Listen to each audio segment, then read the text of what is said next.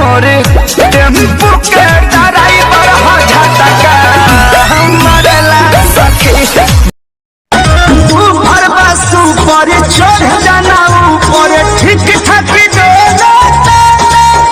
अरे तेज करो साइन मन बाटे डाइन बम बम न बोला होता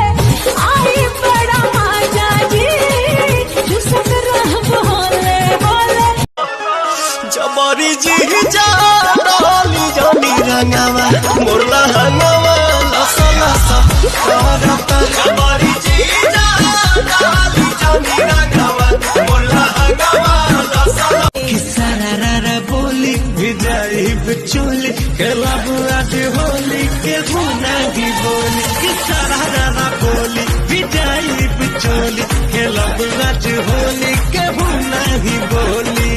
देख यार क्या आइटम जा रहा है। ए मुर्गे अपना नंबर तो देता जा।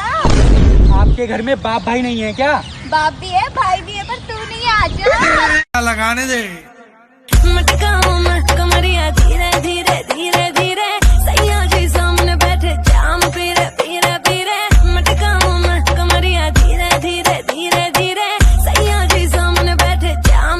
क्या करूं मैं मर जाऊं? मेरे को फीलिंग नहीं है तुम्हारी फीलिंग तुम्हारी मेरे को फीलिंग नहीं है तुम्हारी फीलिंग तुम्हारी। साडा कुत्ता टॉमी साडा कुत्ता कुत्ता लिपस्टिक वाली तो वाली के का होई खाली में तो सनवारा वाली के का होई खाली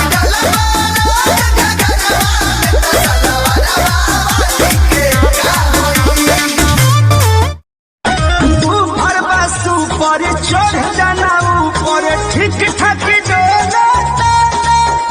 अरे तेज करो साइन मन बाटे डाइन बम बम न बोला होता दिन दिन बिगड़ता चलिया